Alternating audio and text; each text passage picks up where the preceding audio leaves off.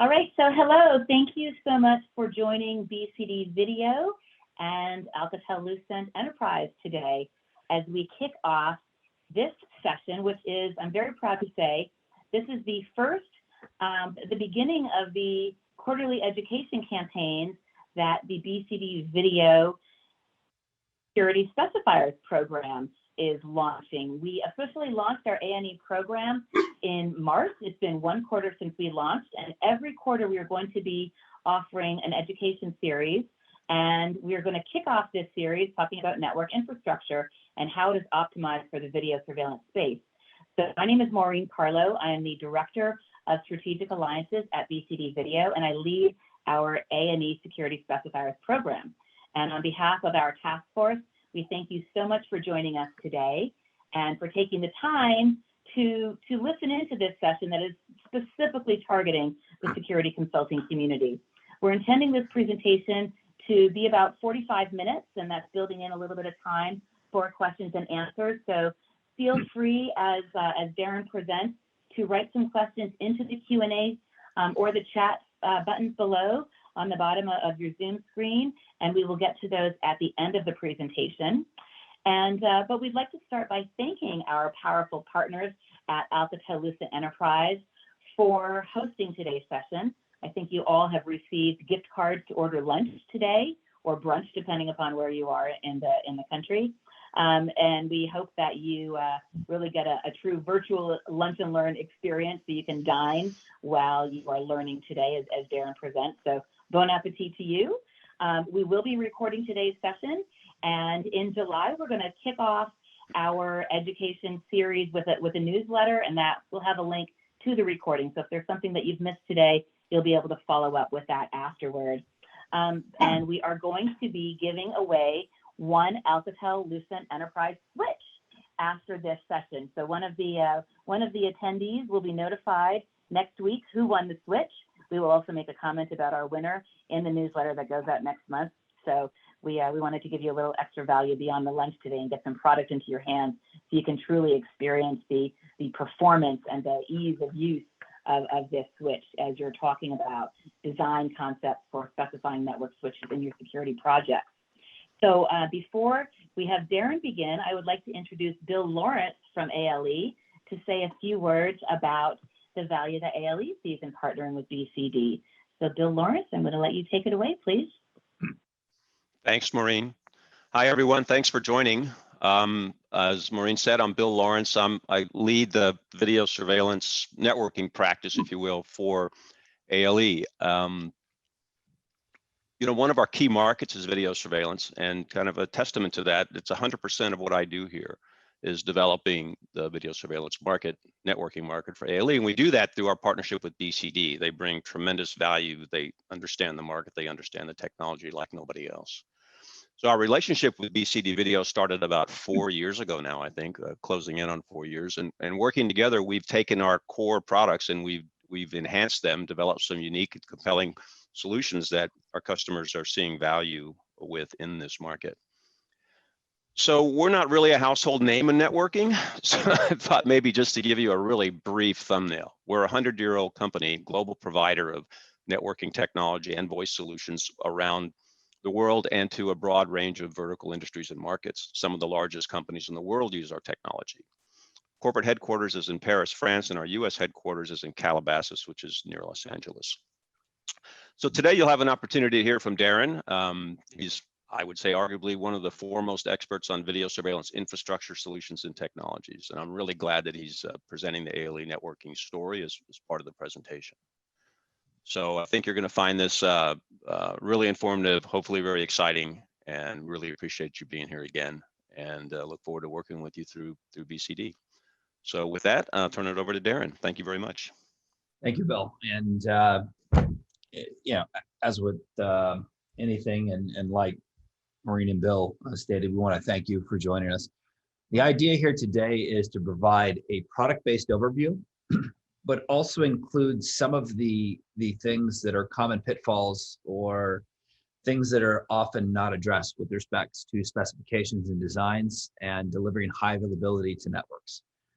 So we're going to take a look at some of those concepts. We're going to look at how Alcatel-Lucent leverages 802.1aq, or shortest path bridging, to deliver unparalleled performance with respects to what we see out of video surveillance, video content delivery in general. And we'll break down each one of those technologies and what kind of makes Alcatel-Lucent unique in what they do in comparison to their competitors. So for the agenda today, we're going to start by, and I always like to start off by assessing customer needs for infrastructure. And this is something that I've talked about with our internal sales team. I've talked about it in design forums and whatnot, taking a look at what the customer's needs are and making sure that we're targeting and meeting those in both designs and architectures that we put together. Briefly talk about some of the common issues that we see in physical security networks and how we've addressed some of those common problems through Alcatel-Lucent. Talk about critical resources and what goes wrong when those critical resources are depleted and how that's manifests itself in the video surveillance or physical security market. Take a look at approaches to achieving network high availability. So we're going to talk about traditional based protocols like spanning tree. We're going to talk about link aggregation. We're going to talk about implementing virtual chassis in your design and what's the benefits and drawbacks to each of those, as well as talking about creating ultra high availability and scalability, leveraging shortest path bridging. We'll then look at an overview of the layer 2 switching portfolio offered by Alcatel-Lucent through BCDVideo, addressing product portfolios for layer 2 and layer 3 implementation. And then we'll take a look at the architectures surrounding SPB or 802.1aq, talk about some of the scalability that we've seen in testing and some of the performance metrics that we get out of it, review the core switching portfolio, and then talk about OmniVista, which is a very, very unique offering from Alcatel-Lucent in that they offer the S&MP management suite OmniVista for up to 10 devices at no cost with the purchase of a particular switch for an implementation. So we've got a lot of sites that are starting to leverage this management suite to actually get insight as to what's going on in the network itself. And we're going to conclude it by looking at the provisioning app with respects to provisioning greenfield networks and how we allow our integrators to leverage that to ensure they get the best possible performance out of the networks that are using Alcatel-Lucent technology. So anytime I take a look at a design or an architecture, I always like to look at the 3 core questions that drive decision-making. And the first one is, how important is the video and data to your business? Now, if you ask an end user customer or you really talk to anybody who's in physical security, the answer is always my data is ultra important to my business. And the sub question there is, what's the impact if the data is not available? And each individual user can be a little bit different on that, but it leads you to the second question, which is what's an acceptable outage? And when you're looking at network architecture and you're looking at building, high availability down from the network architecture all the way down to the servers, archivers, and management servers, when you need to build this highly available environment, what's considered an acceptable outage? 2 minutes, 3 minutes, 15 minutes, an hour? Every customer is probably going to have their own assessment with respects to what's considered acceptable. And they typically apply that to both live and archived footage, whether that be archived locally or that could be archived out into private cloud or public cloud at some point. All of those need to be assessed from a customer standpoint when you're looking at a design as to what's acceptable and what's the business impact, which is the bullet point number 3, if you don't have access to your data, or more importantly, your data cannot be recovered. And all of those are going to kind of drive the requirements in these various technologies and network designs. So when a specification for a network or a design for networks being implemented, there are different technologies that will yield different results based upon what those customer responses are and the required metrics. So anytime I get a chance to talk to people about network infrastructure, design, implementation, and overall performance, I always like to talk about what are some of the common challenges. When things go wrong in physical security, and particularly looking at video delivery, because it's probably one of the most intensive features of physical security. When things go wrong in the last 18 years, things really haven't changed what customers are complaining about. Artifacting, tiling, tearing in the video, degraded video quality. Customers can report latent PTZ control, meaning that they have runaway PTZ or they don't have control over the PTZ cameras. You'll see customers complain about latent video population or slow responsiveness from the system when trying to do either live view or review. System instability in general, database corruption potentially for both at the archiver level as well as systems management, and just general system instability. And one of the things that's very unique about that, when Bill and I both worked for Avaya at one point, we actually contracted ZH Research in 2014 to do an independent assessment as to what customers were complaining about on an individual basis.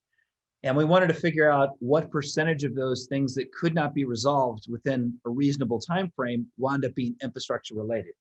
And at the end of the day, what we found out in this research is if things or problems do not get resolved within usually a 10 to 14 day time frame within a particular vendor, whether that be your VMS vendor, whether it be the IP camera vendor, if it's not resolved in a timely fashion, over 85% of the time it's infrastructure related, or something to the infrastructure is causing a resource depletion or restriction that's leading to that particular performance issue. And so in that independent research, it came back that 33% of the time, people were complaining about delays in the system, whether it be delays in accessing archive video or delays in accessing live view video. 19% of the time, people were talking about blurry video or archiving or issues with the camera themselves. 7%, they were talking about gaps in archiving or lapses in video security footage. And those often happen when you have a convergence in the network or a link failure or an SFP failure, or particularly a core switch or a distribution switch goes down. There's going to be a convergence time frame, and that convergence will lead to potentially losses in archived footage. Network resiliency is another common thing that people talked about. I always joke it's because most of them don't have network resiliency, but 16% of the time they talk about that. And my favorite one is 3% of the time people are unsure of what they want to complain about. So based upon that, I always like to kind of break out and talk about network switching itself and how the performance that you get out of them are not always equal. If it's about speeds and feeds, it's not all about the actual throughput that you're getting through these switches. And in most cases, you can't achieve the max line rate throughput. So when I go through and I do testing for any of the switches that are in Alcatel-Lucent or anybody else's portfolio, people typically tend to design around, I've got a 10 gig link, I can push a maximum of 10 gigs through that. And if you're talking about fixed packet size and you're talking about perhaps a fixed 16K packet size, that's probably true. You can probably push 10 gigs of throughput and not sustain any kind of loss. In the physical security market, we don't have that type of environment. With the advent of these multifocal or multi-sensor cameras, the explosion in bit rate, and more importantly, the packets per second that get pushed out of these cameras, it's unreasonable to think that you're going to be able to sustain line rate. And in most cases, it's the buffer itself on the switch that's going to give out well before the line rate. So, I may have 10 gigs of sustained throughput of line rate, but I may see that I start to tail drop or drop packets somewhere along the 3 to 4 gigs throughput. In some cases, it can be better. And there are technologies you can implement like flow control and other things that will actually help with that. But it's important to note that everything in this industry, the hardware itself is made by typically one of 3 vendors out on the market. Everybody's either using Marvell or Broadcom chipsets and has moved to what we call a merchant grade silicone. Nobody's really spinning their own ASICs up anymore. It's about the software and it's about the implementation of the buffers and optimization of the buffers that lead to the highest performance that you can yield out of that. And so from a design standpoint, I like to talk about what those buffers actually mean. And in this particular slide, you're taking a look at the simplest view of a 5-port non-blocking switch fabric, where you have 5 ports that can communicate in dedicated channels, and each one of those channels can communicate simultaneously as long as 2 ports do not try to communicate with a given port at the same time. Now, we all know in surveillance, if I put an archiver on here, there's probably going to be 100 ports trying to send data to that. There is going to be port contention. We don't have a perfect world environment. When you get contention, like what's shown here, where port 1 and port 5 are both trying to communicate with port 2 simultaneously, that is going to cause a problem in the switch fabric. It will not allow collisions. If you don't have something else in there to handle this type of operation or handle this type of situation, you are going to result in dropped packets or frame loss to that particular VMS platform. So one of the most important feature sets to assess in any switch platform is not only the quality of the inbound and outbound buffers that are put into it, but the sustained operation and throughput that you can put through those buffers and maintain a lossless environment. So in our previous example, we saw that ports 1 and 5 were both trying to communicate with port 2 simultaneously. In this case, if we have a memory buffer or an associated ingress and egress buffer, while communication is happening between port 5 and port 2, one can be held in the buffer until the port frees up a time slice and the fabric arbitrator can then deliver that packet. Now, all of this is ultra important when you start looking at technologies that are going to do deep backend storage. It's no mystery here that the industry is starting to move towards SAN and NAS storage for deep archive. Some of them are starting to look at cloud-based storage and pushing things out, but everything we're looking at here with respects to buffering and crossbar fabric applies to these same technologies. So here we have 4 servers and we have 1 iSCSI or fiber channel storage array that I'm targeting. More often than not, you're going to see all 3 or 4 of these archivers are going to be trying to channel data down to that given port where you have your long-term or your deep storage connected. And if you don't have adequate buffering in that, you can run into a problem where in this next slide, you've got 3 servers all trying to send video data to a given single port that's connected to iSCSI SAN in the background to offload or write directly to that SAN for video data or storage. Now, when you have this contention, you can hold that video data in the ingress buffer, wait for the congestion to clear, and then push it out to the intended target once that clears up. You also have an output queue on that fabric that's going to go towards the SAN-based storage.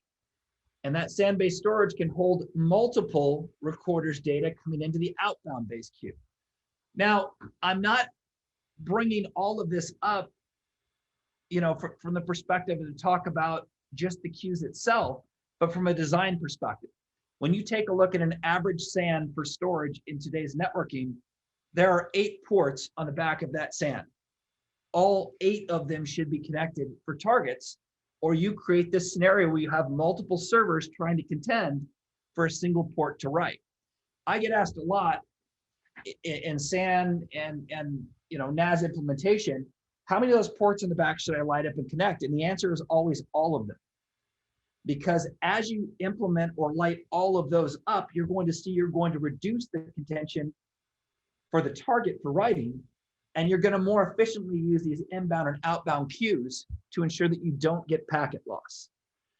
That being said, Alcatel-Lucent has an outstanding technology with respect to video, and you actually have the ability to adjust the inbound and outbound queue with respect to the traffic flows that you're intended for that particular target or destination. And we get excellent results out of the Alcatel-Lucent product in doing large volume SAN implementations and et cetera. But what I really want to hit home to you is just because you can buy a switch that has a 10 port or a 10 gig link or 48 10 gig links doesn't mean it's going to work well for video. Everything is in the software delivery, and everything is in how these inbound and outbound queues are going to handle large volumes of data that get pushed into video surveillance. I'm going to turn a little bit here and look at technologies that Alcatel-Lucent has available for building critical infrastructure for high availability. When I talk high availability, I'm talking about things that have to stay always on networking, meaning that you cannot afford for any of the either archived or live view video to ever go offline.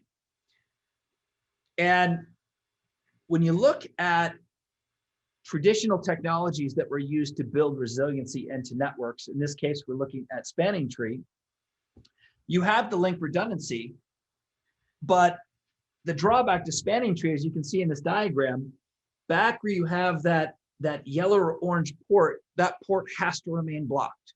You do have resilient paths, but you cannot have an active loop on the network or it will take the network down.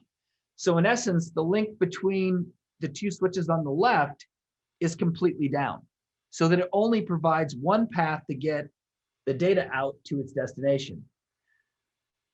The downside to that is that you're paying for bandwidth and you're paying for throughput that's not available. Meaning if those are 10 gig links, one of those 10 gig links is not going to be active coming out of that particular switch at any given time. More importantly, there are things called topology change notifications that occur.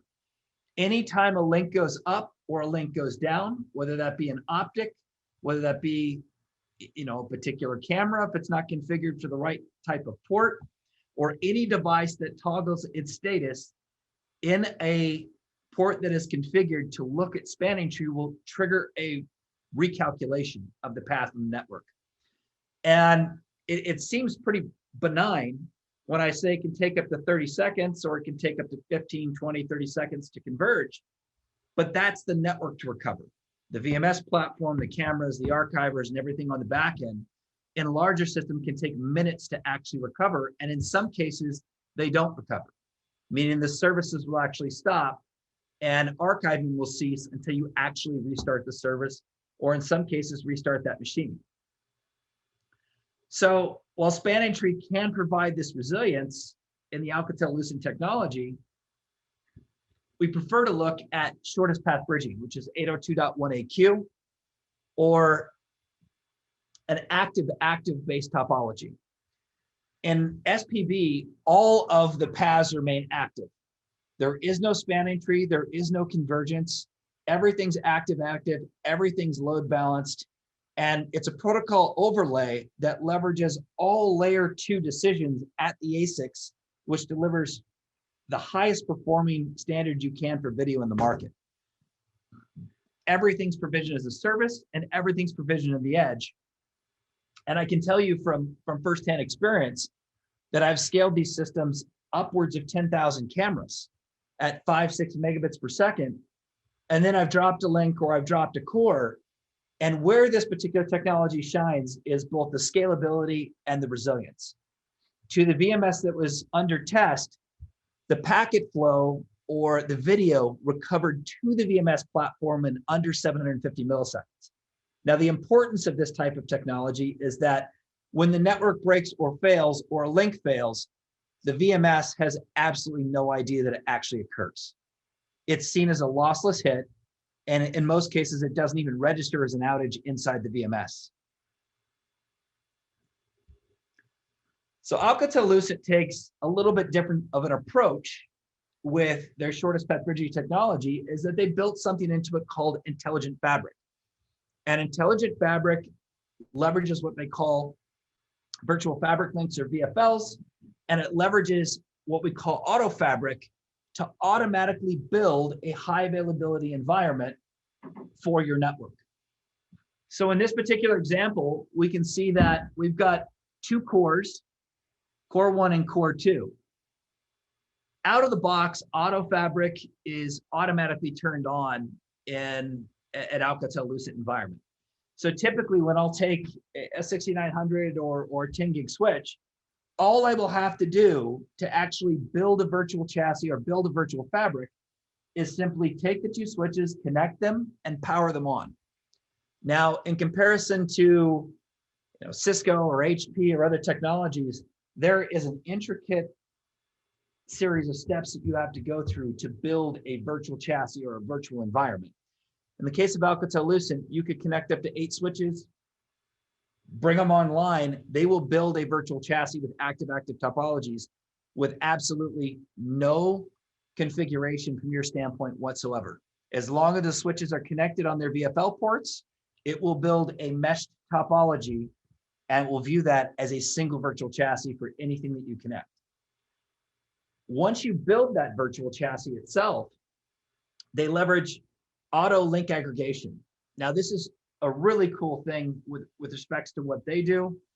And it's also an enormously beneficial technology with respects to servers. So most of you are probably familiar with doing active-active or link aggregation control protocol, which is 802.1ad, both for a server and for a switch. If it is connected to the 2 cores that you show here, it will automatically build the link aggregation.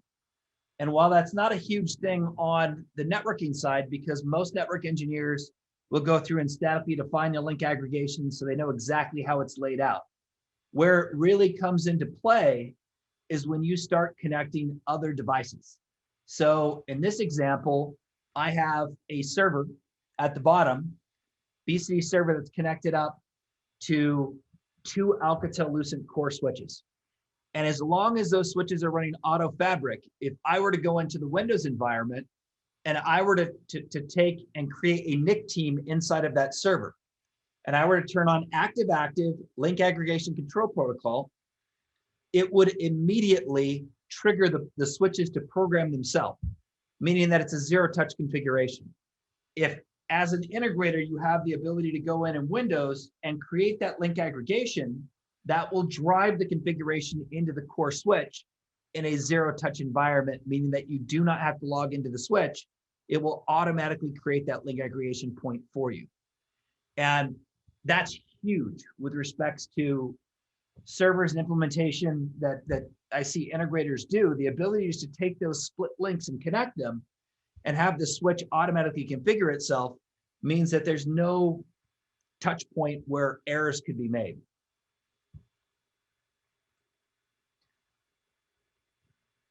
So the other thing with respects to SPB is native built-in service capabilities. And you have to think a little bit differently about how things operate inside of an SPB environment. Nothing is really referred to as VLANs. Everything's referred to as service identifiers. Everything has a service associated with it, and everything builds a shortest path tree to all members that are part of that service. You have an inherent security built into it, and the fact that every secure connection between every member of a container is a secure VPN connection. And in this case, we have academic buildings containers, students, athletic facilities, security, and guests. Once you build those containers, those are secure VPNs between the devices. And by building that type of environment and leveraging service IDs and secure VPNs, you create a much more secure environment for the traffic to flow, and you create a much more robust environment because only the traffic that is intended for those services gets delivered to those services.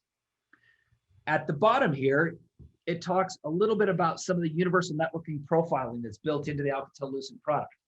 So I did some testing here in the Fresno lab, and you can actually get the network to identify access cameras or Pelco cameras or devices and actually drive the configuration automatically into the network, have it join the right service, have it communicate with the right devices.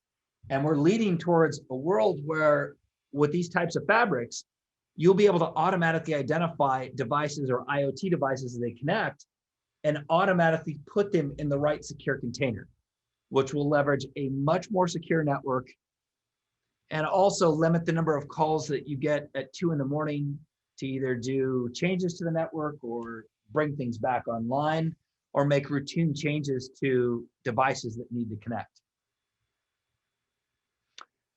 So I'm going to take a few minutes, and I'm not going to do too deep. That's not the intent really isn't to dig super deep into the portfolio, but more talk about these target technologies and which ones of these particular portfolios can leverage each.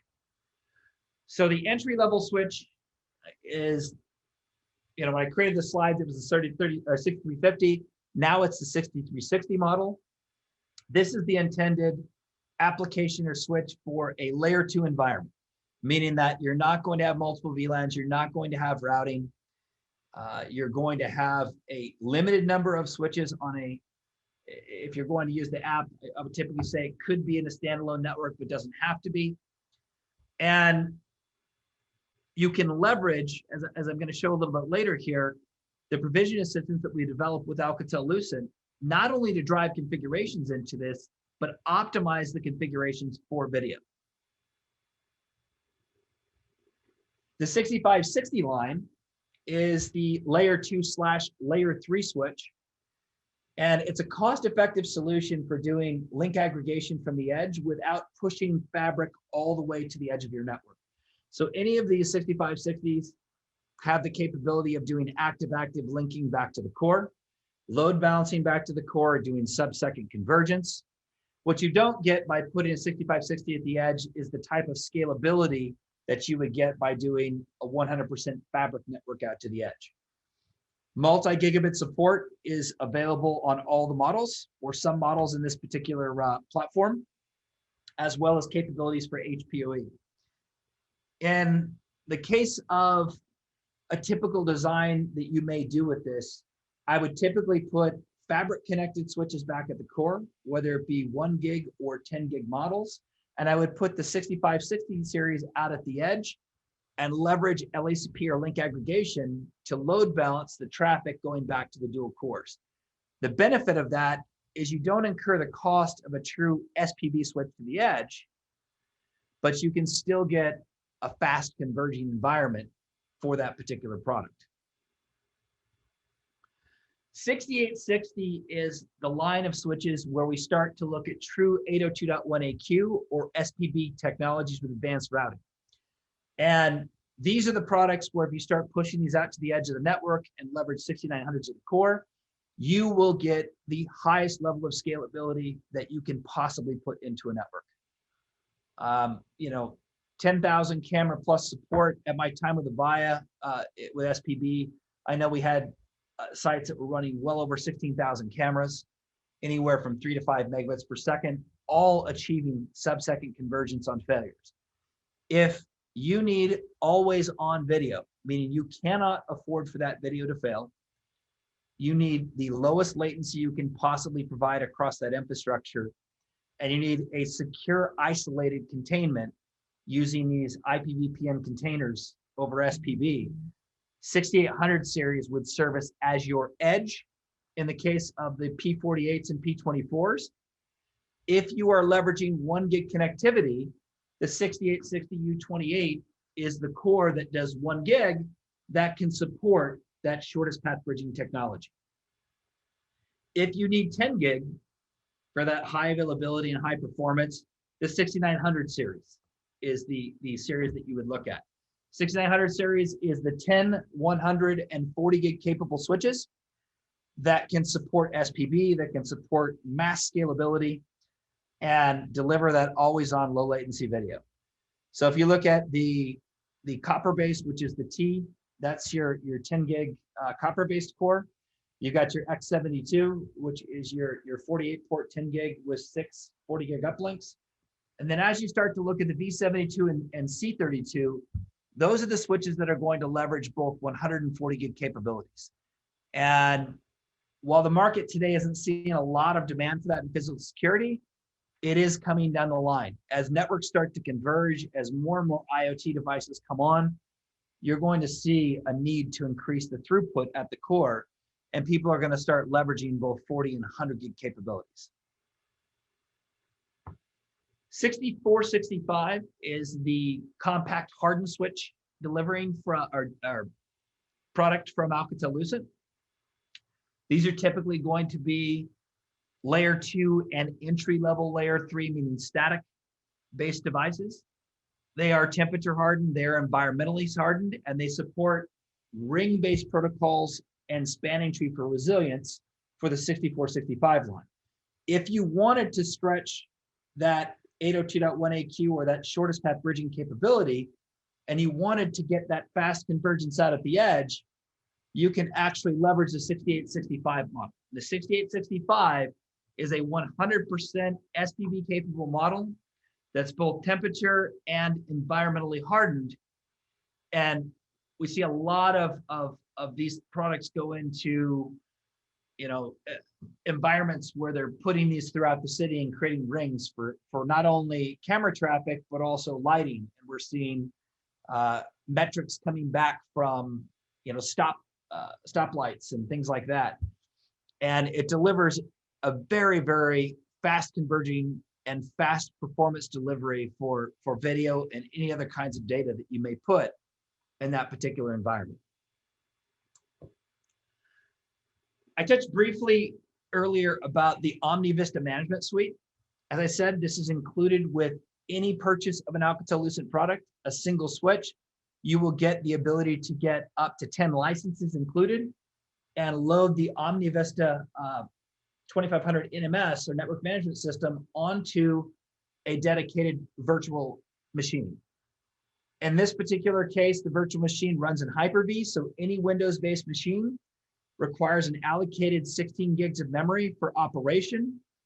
And you load the machine and you can go out and automate the discovery of devices. You can identify the top talkers on the network, do predictive analysis on potential failures on the network switches that are connected. And they have another version of this that I didn't put in the slide, OmniVista Cirrus, which is the web managed based version, meaning that this is going out to the cloud and you can manage all of your particular network through the actual cloud itself. I'm going to conclude the presentation by showing you a quick demonstration as to what we created to address some common problems that we see in the market. Going back to my days with Pelco and also my days with Avaya, if you don't get the network infrastructure right, if you don't program the switches right, it doesn't matter what VMS you load, it doesn't matter what camera you buy. If you can't get the data from point A to point B efficiently, you're not going to be able to have a very successful deployment.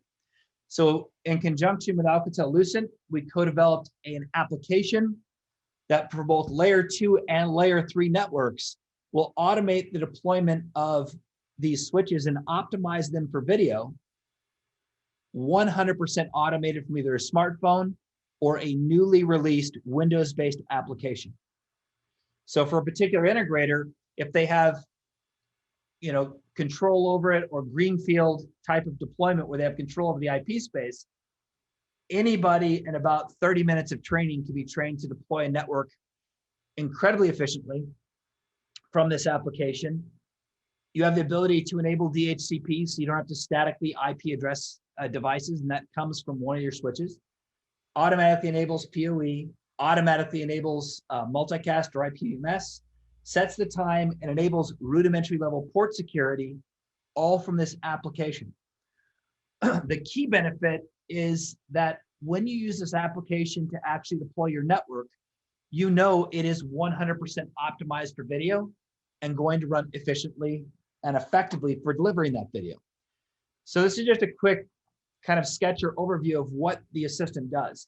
When you connect into a switch, you have to grant access to your USB through your smartphone.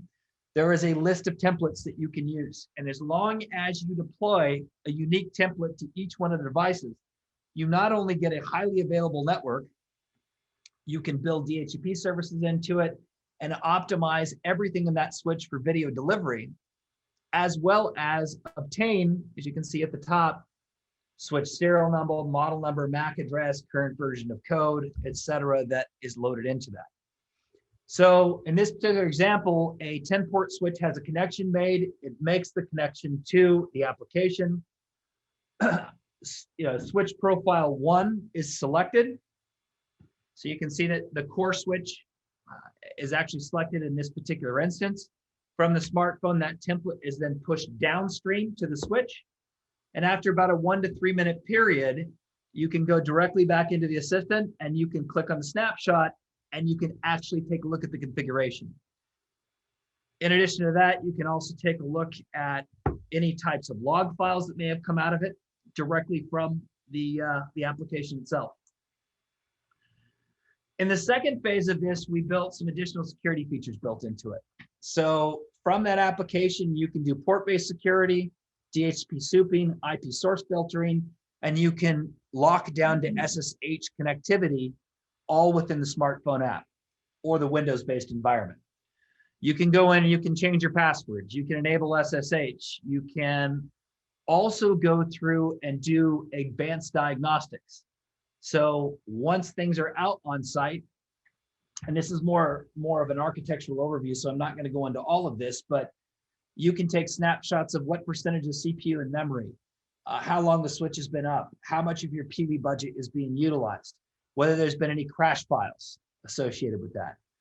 You can go in and pull any types of errors for input output associated with a port, what the speed and duplex is, how long that port has been up, and more importantly, how many times that port has gone up and down. And you can actually execute from your smartphone a TDR statistics report, meaning you can run a TDR report to check the validity of the cable for both length and wiring standard. You can take a look at the ingress and egress buffers. And all of this is accessible from now within this smartphone or Windows-based app that does not require what you would see in the middle. The ability to go in and really identify what's in the Showtech or the command output, and then figure out how to actually leverage that to resolve problems. So that's the overview. I will turn it back over to Maureen so that she can engage any potential questions that we may have. Hi, Darren. Thank you so much for that. So I know there are a few things that came in. I did post a link for attendees to access MSRP pricing for the ALE portfolio that we have. So I did put that link into the chat. We will also include that in our follow-up. But here's a question from John Pauly asking, is there an option for a core switch that has both 1G and 10G interfaces?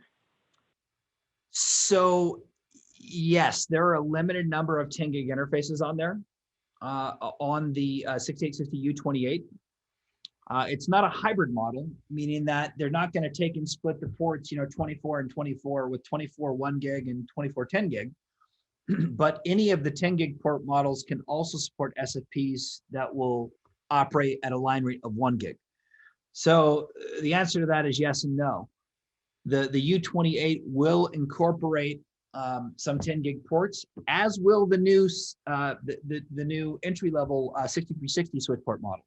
The difference between the 50 and the 60 is it now has the capabilities to support 10 gig at that low cost threshold. So depending upon if you're just maybe connecting one 10 gig archiver up, you may be able to use the 6360 P48 or a P24 and actually make your server connections over those limited 10 gig port structures. Okay, thank you for that. And John, if you would like to have a discussion with Darren about that further, looking at the specific differences between those, we can set up a call with you on that. Here's another.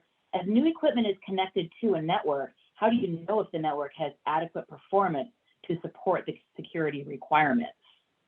Yeah, so more often than not, and it's one of the things our professional services team does, we do a lot of network assessments with respects for clients to identify whether the network that they're going to actually deploy this on is capable of sustaining, the traffic that they're going to put onto that. And everybody in this office has a very diverse switching background, from Cisco to HP to Intersys to Extreme.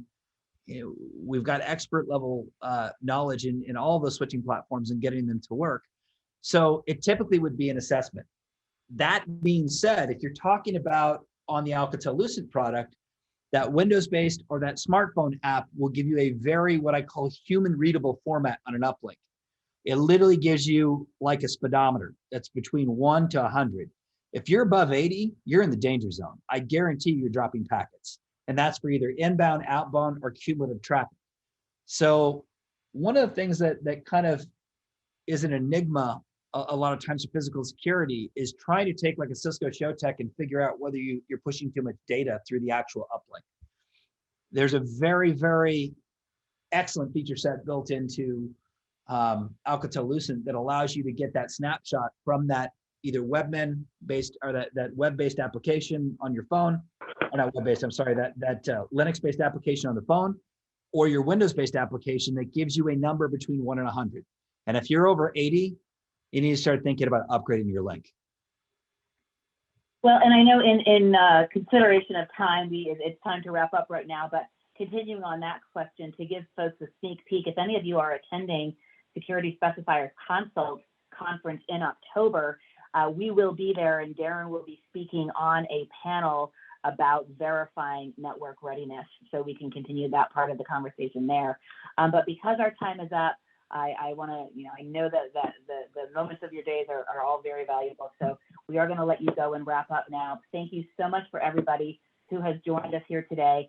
I also did put a link into the chat here that we will also include in the follow-up, so you can access A&E specifications for the ALE portfolio, and we want to make all of those readily available to you and support you as your design questions come up for how to get support for designing that network infrastructure. We want to help you. We've got an amazing resource in Darren. He sits on the global advisory community board for Alcatel-Lucent. So the partnership that we have is extremely important to us, and we want to benefit all of you with the collaboration that we do together with ALE. So thank you so much for joining us, and thank you, Darren. Thank you, Bill Lawrence, and for everyone finishing up your lunch, bon appetit, and have a wonderful afternoon. Bye-bye. Thank you.